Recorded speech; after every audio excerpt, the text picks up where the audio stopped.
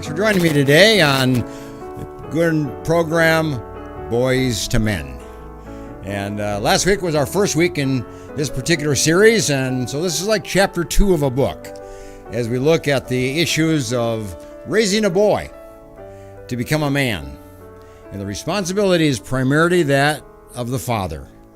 So we're really focusing on the father as the primary parent in raising a boy and making sure that the boy is raised to a point where he can become a contributing member of society, he's successful, he's achieving, doing well in school, doing well in his relationships, and so on. So Dad, that's your responsibility. And that's why we're focusing on you as the primary parent.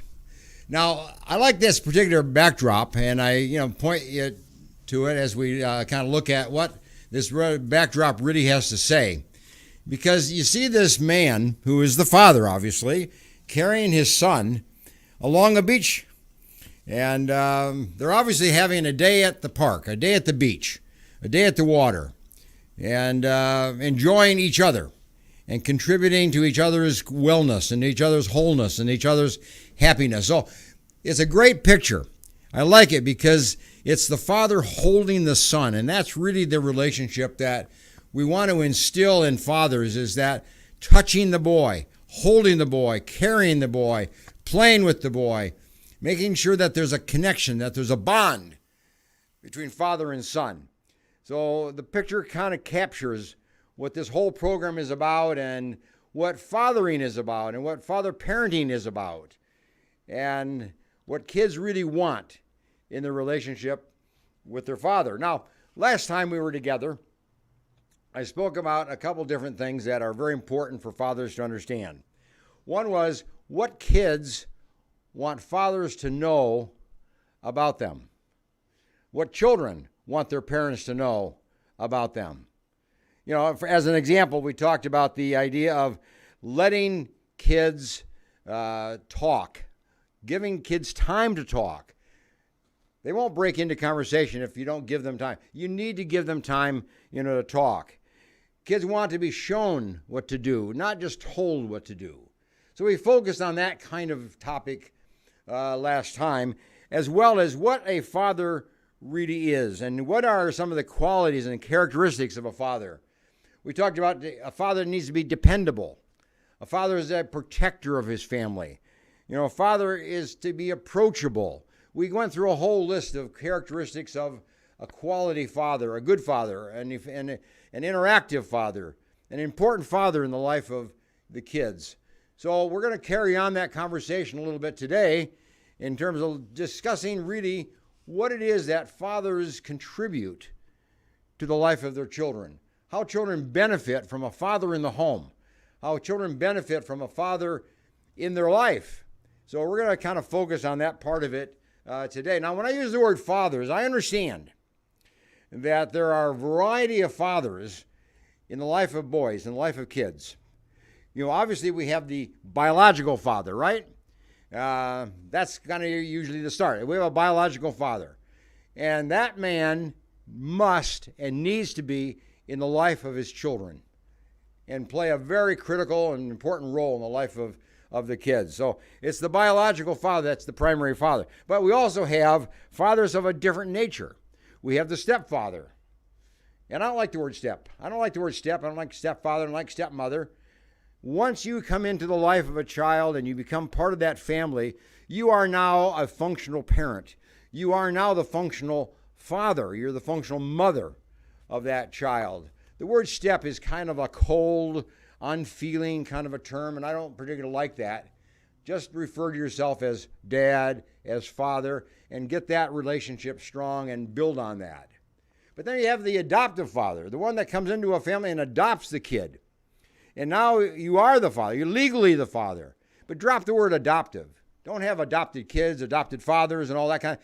Just your father and your son, your father and your daughter, your mother and your daughter, and so on. Just see yourself in the natural relationship within the home with your kids. And not let these descriptor terms become very important or very strong for you. Then we have the father that's separated from the family. He's gone. It's a divorce. It's a separation. For some reason, the father is not in the life of the children in the home and is living apart. But that man, and if you're one of those men, you need to get back to the basics. You get back into the home, or you get back into the life of your child. You may divorce the mother, but don't divorce your kid. You may divorce the mother, but don't divorce your son. Don't divorce your daughter. Don't divorce the kids. They need you, and they rely on you, and they benefit from you, as we're going to talk about, today. And then, of course, we have the single father as well, who is not in a relationship and is not married, but he has a son that he's raising as a single father, as many single mothers raise their kids. Fathers, it's your responsibility. Take it on, do a good job of it, take it seriously. Kids benefit from you in their life. No matter what aspect of fathering you're in, kids benefit, and they want you to be part of their life. That's really what this is all about. After the program last time, somebody asked me the question, what is a man? When we talk about raising boys to men, or what is a man? Well, that caused a lot of discussion. I went around and talked to a lot of different people to give me a definition of the word man, and to use the 3 letters of the word as an acronym to try to understand what a man really is. So here's what we came up with when we talked about. M stands for many talents and skills. A man becomes a man. A boy becomes a man when he has a list of skills and abilities and talents that he's learned and he's acquired and he can live on and he can use for income purposes and occupational purposes and social relationships and education and so on. Many skills and many talents is required of any man who becomes a man.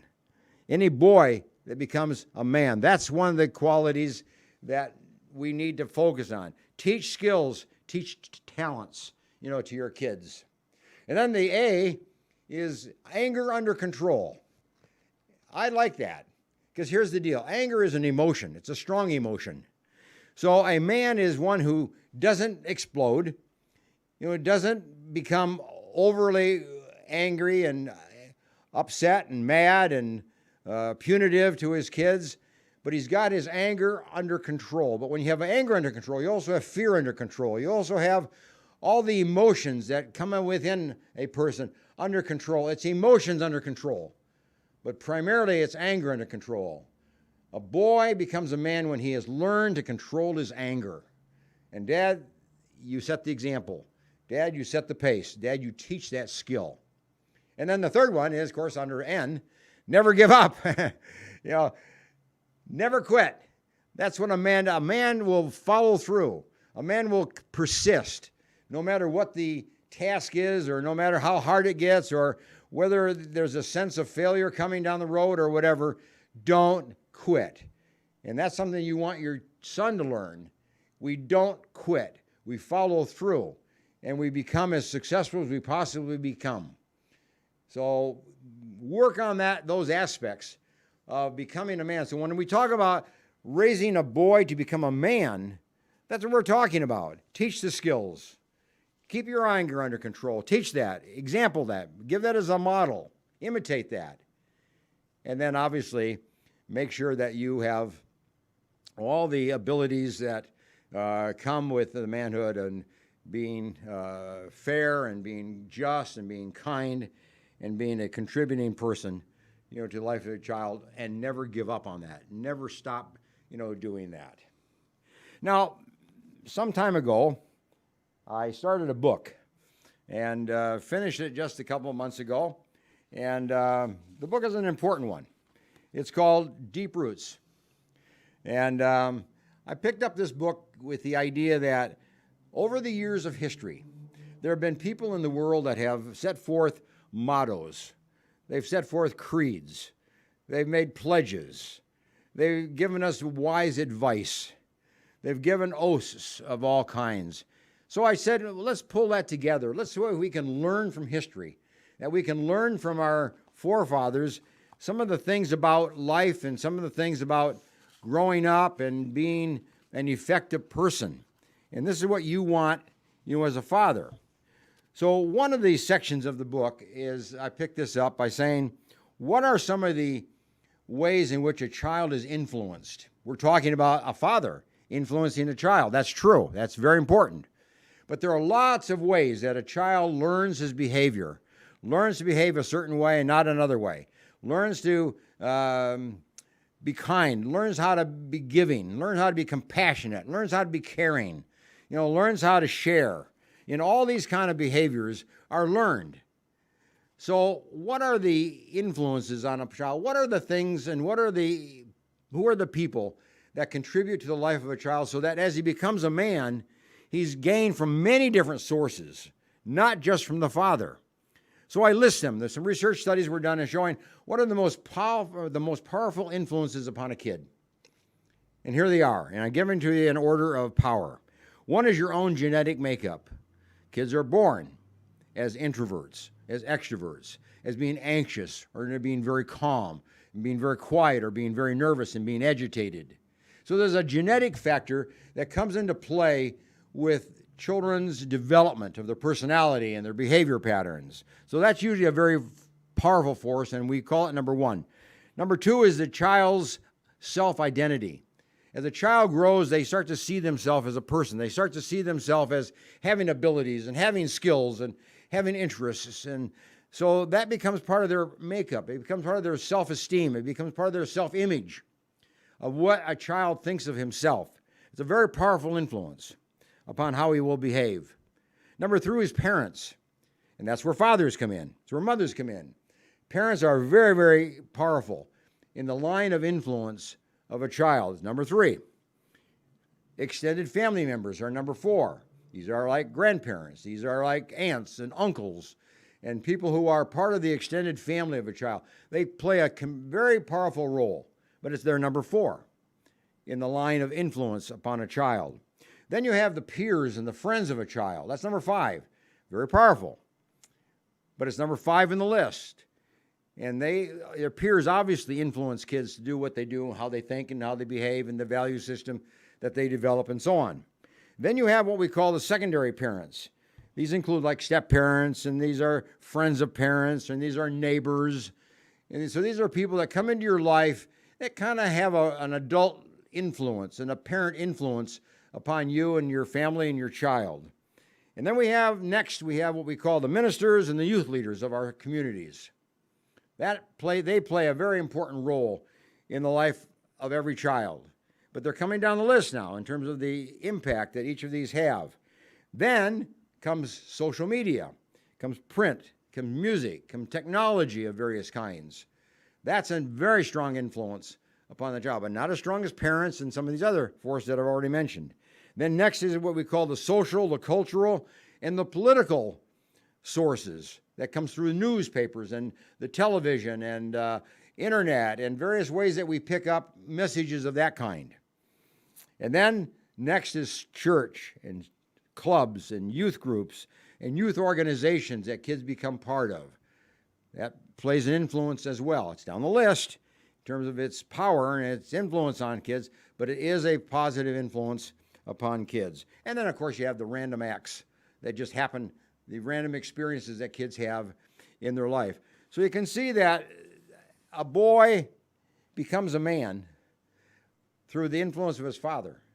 But there are many other influences that come to play in the life of the child. And the father can corral those. The father can bring those in. And father can make sure that your child has contact with certain people and contact with friends and certain kinds of friends and not have contact with other kind of friends.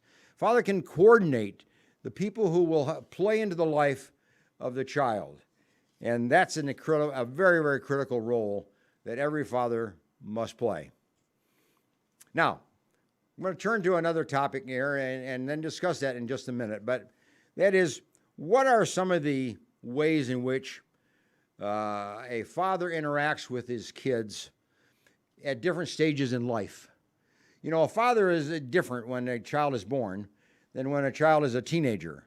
A child plays a different role when the kid's in elementary school as compared to in high school or out of school and into graduate school or working in an occupation or whatever it might be. Fathers play a different role at different times in the life of a child. And we're going to outline these in just a little bit. But let me just give you a kind of a synopsis of what I mean by that and what we're talking about. At birth, the birth of a child, it's important that the father accept that child, receive that child, identify with that child, own that child. Make sure that you talk in terms of my child, our child. Take ownership of that particular child. Don't refer to the child as a baby or the kid or in some generic way. It's your child. Own it. Take ownership. And then that will be conveyed to the child as being accepted and belonging, to you as the father. And then, secondly, there's what we call the years of childhood. Kind of the afterbirth in the early childhood years. Well, a father at that point in time is very important as a playmate. Child is very important to read to a child. Father is one who talks and engages in communication, with the child. Talking and communicating and playing and interacting with the child during these early childhood years, extremely important for a father to do. So, Dad, that's when you get on the floor and you roughhouse. That's when you get on the floor and you play. You read and you hug and you touch and you tell stories and you make up stories and you create stories and you have fun. You laugh together. A great time for child and father interaction. And fathers, you got to learn to be comfortable in that particular interaction. So that's the childhood years. Then you come into the adolescent years, where a father is extremely important in setting rules and setting some boundaries and setting some guidelines, building a bond, having a friendship with your kid. That's when you play tennis together. That's when you play golf together. That's when you ride bikes together. That's when you go to the beach and you take a walk along the beach, such as our backdrop is today. You build this bond with these kids, and they become part of your life, and you become part of their life. And there's a welcoming, between you and the child, and there's a happiness that prevails between you and your adolescent child. So during adolescence is an extremely important time for father to play, and to play hard, and to teach the skills, and to teach the talents that we referred to earlier. That's very important, for kids to acquire. And then we have what we call the mid-age. Mid-age is obviously when they're through with high school and they're on into early years of college or their early years of an occupation or whatever it might be, where the mid-age is where now you talk on a consulting kind of a basis. You talk as equals. You talk and you share information together as if you were really equals together. You respect each other's points of view. You respect each other's ideas. You share ideas with each other. You ask your son for what opinions he has on something. You want to find out what he thinks. You want to find out what he knows and what he can teach you and what he can contribute to your life as a father. And then, of course, we go into what we might call the old age period of time, when really you kind of shift the balance altogether and the wand is passed on, and now your kids become the parent and you become the kid. They tell you what to do, and you honor that. You follow that. You respect that. You respect your kid's opinion. As you get a little bit older and they want you to do certain things or they don't want you to do certain things, that's a time for you to learn from your child. Your child now becomes the parent and you become the child. So that's a beautiful time of exchange when we get into our older years. So what I'd like to do now is introduce you to this topic of what is it that a father contributes to the life of his son. What does he really contribute? What does he get himself from the relationship of a son? But what does he contribute to the kid so that the kid can really mature and grow and become a very effective adult? So, fathers, you have a powerful role. You have a powerful influence. Let's take a look at what that is, okay? Join me as we sit down over here. Now, what I'd like to do is to just say this. In America today, there are 70 million fathers. You're one. You're one of 70 million. That's how many fathers are out there. 80% of the 70 million fathers are involved with their kids. They play a role in the life of their kids. 80%. Now, that means 20% of fathers are just absent.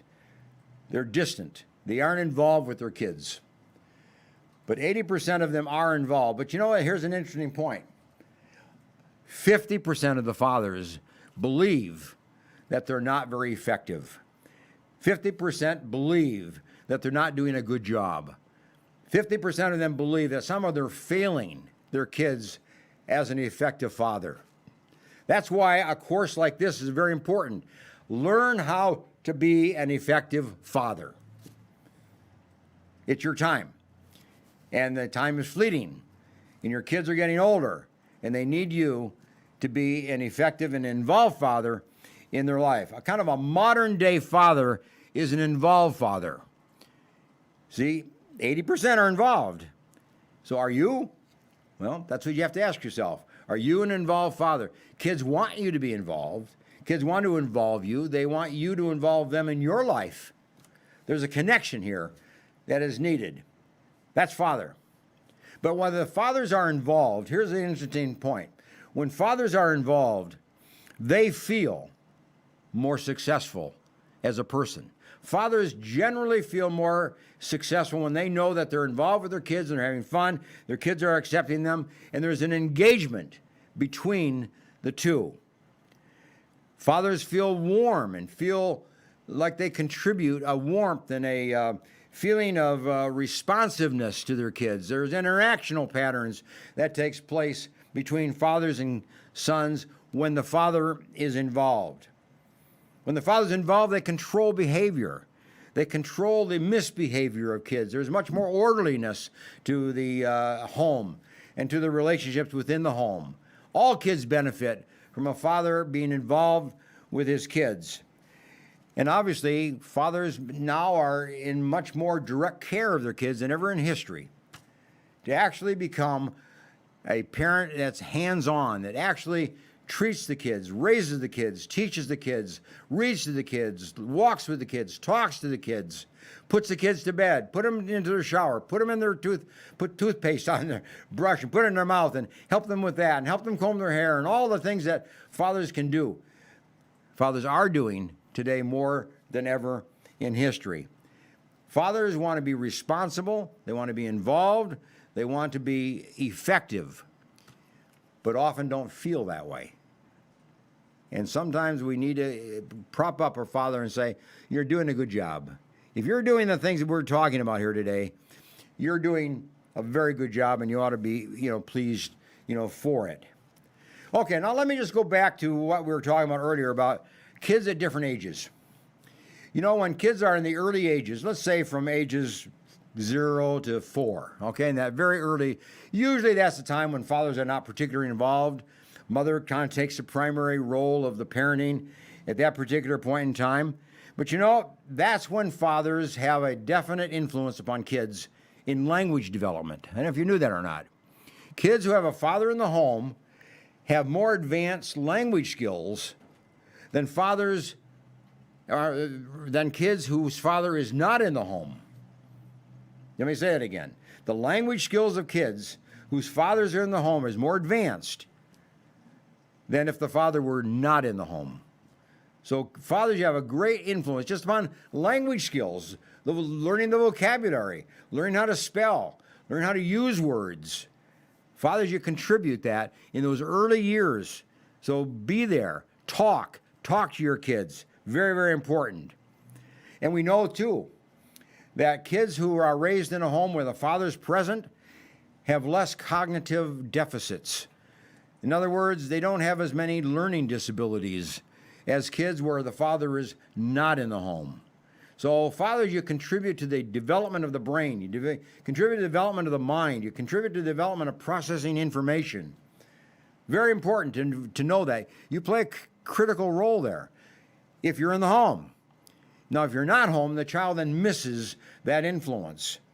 It's like 50% of that influence is now removed, and the child only has the remaining mother in the home to influence these kind of behaviors. But if you're there, the child gets more impact, he gets more input, and learns language, and learns how to think, and learns how to process information and make decisions, make judgment calls, and so on. You teach that to these kids in these early years, of life.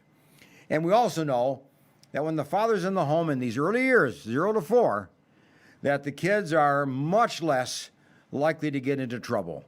They're more likely to learn cooperative play. They're more likely to learn how to interact with their brothers and sisters, the siblings, and other people as well, without fighting and without having all that kind of strife. So fathers, you play a great role in that early years of life. Don't think of yourself as being unimportant. Don't think of yourself as just a second parent in the home. No, you're an involved parent in that early year from 0 to 4, and kids benefit because you're there. And kids don't benefit if you're absent. You can't raise a child from a distance. You got to be involved in the life of the child. Now, it's an interesting little point of study here that one research pointed out. When fathers are in the home and they have a child, and it's their son, primarily. It could be the daughter, but primarily their son. Fathers feel like they've been transformed.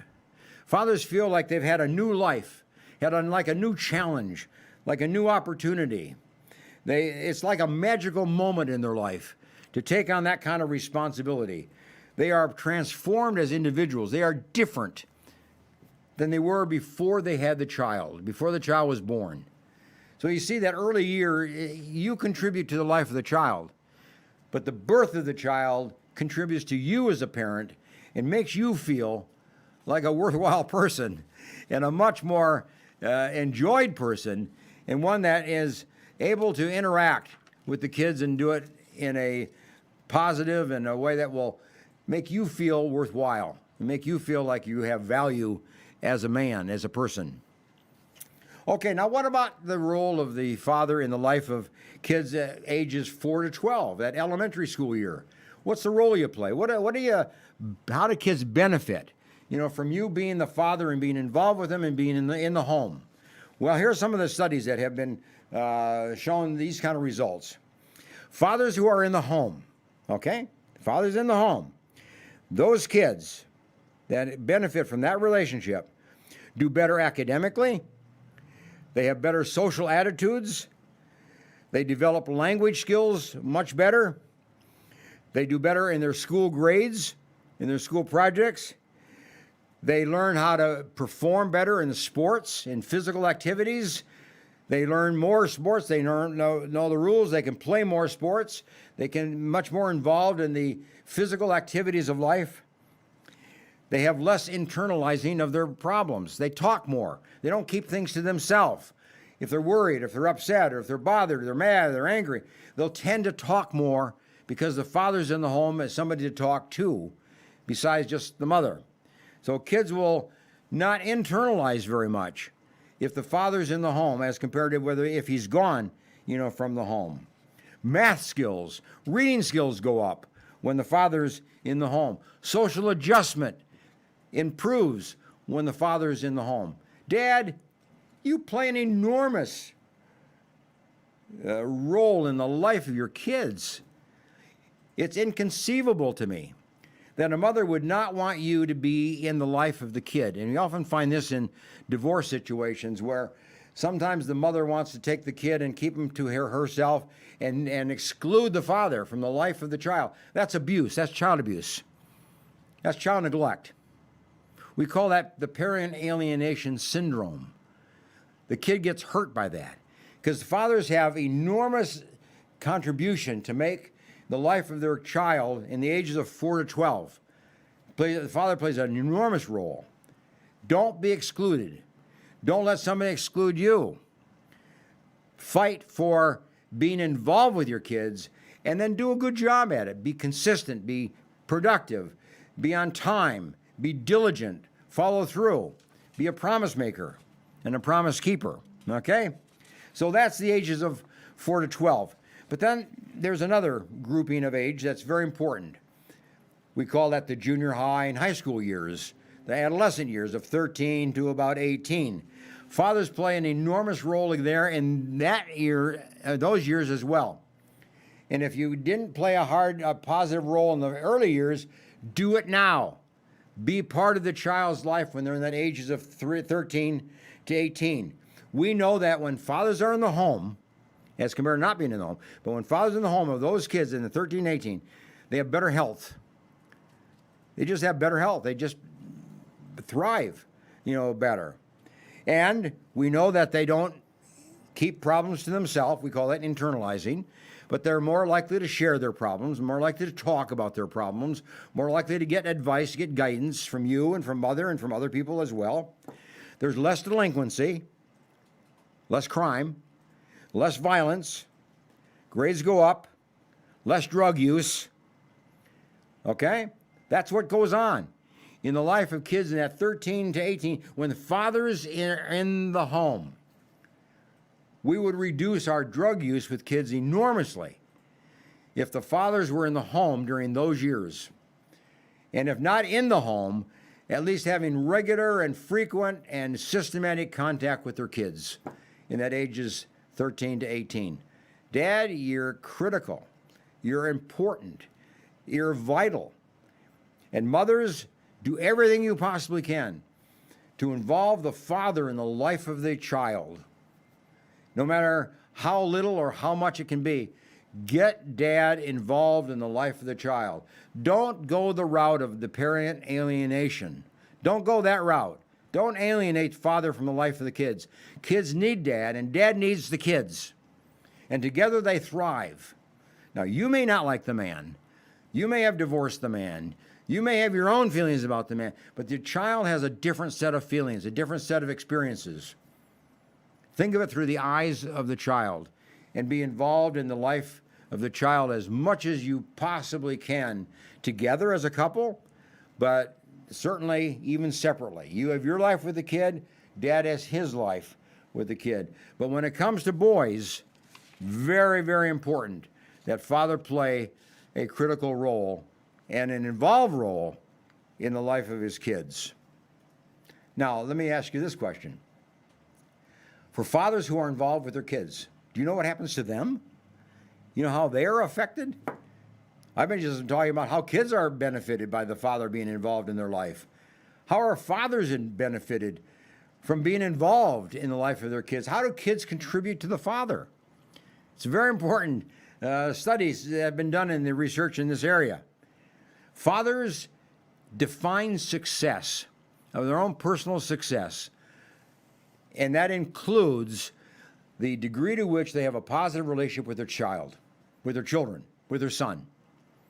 Fathers will feel more successful when they're in the home and they're involved with the kids and they're playing a role in the life of their kids, and the kids are benefiting from the father's input, the father's direction. So fathers, get involved, be involved. It's important to be involved, and make sure that the child not only benefits from you, but allow yourself to benefit, from the life, of the child as well. So that's very, very important. Fathers see themselves as much more successful when they are involved with their kids. You know what fathers also benefit from, and that is they heal the wounds of their own childhood. We all have had childhood experiences that have left us with wounds. Mothers have their wounds, fathers have theirs. We all have our wounds from childhood. But as a father, and you get involved in the life of your child, you start to work out your own wounds. You start to work out your own hurts. You start to come to terms with your own traumas and your own stresses in life. And you work those through. So you benefit. Kids help you benefit by just being in your life, being part of your life. So get involved and let sure your child teaches you how to overcome some of your own fears and some of your own hurts and some of your own anger, perhaps when you were a child. Fathers often will say this to me, when I'm with my kid, I become the father I never had. I am better at it than my own father. I do much better as a father to my kid than my father did with me. Or they'll say, that's what I'm trying to do. That's my goal. That's my desire, is to become a father that's much better than I had as a kid. That's a wonderful experience. That's wonderful for a father to kind of think that way, and to how much better he can improve, much better he can offer his kids much better of a contribution and contribute to the life of a kid much better, and then get that sense of accomplishment and settle some of the issues of the past in your own life, with your own father. Fathers also bond with their kids. They also feel important. They also feel like they're part of a family. They're part of a unit. That's what fathering does to a kid, and what fathering does to a father. It gives them that sense of bond, that sense of oneness, that sense of unity, that sense of belonging that we all want, we all need. And fathers get that from their kids. Kids somehow impress upon their fathers that the fathers are wanted, they're desired, they're desirable. And then fathers get that sense that they're worthwhile, that they're needed, and they have a role to play in their life. Fathers are also healthier. Did you know that? Fathers are also healthier. When they're involved with their kids and they're involved with their family and they're involved in the life of a family, fathers tend to be healthier than fathers who are absent and fathers who are not involved in the life of their kids. So health matters are very, very important. If you're an involved father, an active father, you will benefit in your own health. And then, here's an interesting point. You will take less risk as a man. You'll live more cautiously. You'll live more carefully because you have the kids. You have a responsibility for the kids. You have a boy that you're responsible for. You need to raise that boy. You can't take risks. You can't put your life on the line. You have to be careful how you live. So kids contribute that message to you as a father. They carry that idea that, Dad, be careful. I need you. I want you. We need you. And that's a beautiful message for a father to pick up, from his kids. So you see, it works both ways. A father in the home contributes greatly to the life of his kids, different than mother does. Very different than mother's contribution. But kids contribute to the life of the father also in a very strong and powerful way. So just remember, it works both ways. We can work both ways with our kids, and we both benefit, and it becomes a mutual relationship. Now, let me just turn to something just a little different. Last time we were together, I had a question that came in and wanted me to answer that question. I have another question that came in and wants me to answer this particular question. So let me do it at this point in time. It's a question and answer time. So if you have a question, send it on in here to the studio, CentralValleyTalk.com. But here's the question that was raised for our discussion. What if my son is small, thin, and non-aggressive, and he's tender when he becomes a man at a man's age? He becomes a man at a man's age. What if he's small and tender and non-aggressive? Is that good or is that bad? No, that is good. There's nothing wrong with that. And in fact, we know that some of the kids that grow up into their adult years and are very tender, very sensitive, very compassionate, very caring, have empathy, they're not muscular, they're not strong, actually become better fathers. And they actually become better husbands. And they actually become better friends. They actually become better associates. So thinness is not an issue. Muscularity is not an issue. It's that tenderness that is important. It's that non-aggressiveness that's important. And those kids will have a very, very rich future. Don't worry about that. Raising a boy to become a man is not necessarily bringing a boy up to be a muscular kid, a muscular man. It's to be a man that is wise, that has many skills, that has many talents, has his anger under control, and does not quit, sticks with it, and follows through. And even if you're thin and tender and maybe on the slight side, you might even have a leg up. You may even have a little advantage over somebody else that is much more muscular. So don't put yourself down because of that. That's just you. That's how you've been created. That's how you were born. That's how you were made to be like that. Accept it. Accept who you are. Don't become somebody else. Don't try to become somebody else. Just accept who you are and what you become as you increase in your age as a young man. And then you'll eventually turn the corner and experience the joy and the happiness and the satisfaction that comes from living a life on your own, but also becoming part of a family, becoming a part of a boy's life and raising that boy to become what he is and can become. So anyway, thanks for joining me today. Just in passing, as we walk away here today, remember we have a online course. I wrote the book, Doctor Teach Me to Parent, and I'm basing this program on much of that book. But we also have an online course offered through Fresno Pacific University. You can go to the address that's on this piece of paper in front of you, access it, and then you can take a course in parenting. It's called Parenting Better. And you can do it at your own leisure. It's online. At the end, you'll get a certificate. Whether you take that course in a week, you take it in a month, you take it over 2 or 3 months, take it at your own leisure. But do what you can to parent better. And this is a course available to you online. And if you have a problem accessing it, let us know and we'll help you make contact. So thanks for joining us today on Boys Growing Up to Become Men. And you, as a father, play the critical role in that relationship. So with the end, here's my point.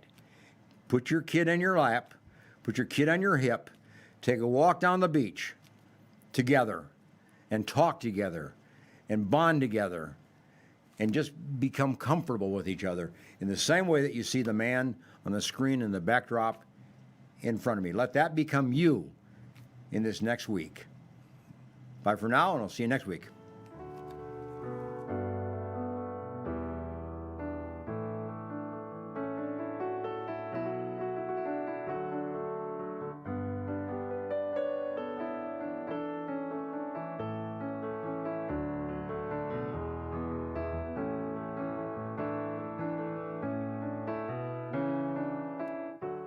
The Green Gables Care Home is a 24-hour assisted living facility for the elderly located in Clovis, California, offering spacious private and semi-private rooms which are wheelchair approved, catering to the special person in your life who needs attention and wants to live in a loving home environment. The Green Gables Care Home has assisted living in secured homes for elderly with Alzheimer's, memory loss, and for your loved ones needing assistance with their activities of daily living. Call 559-297-9438 and visit greengablescarehome.com.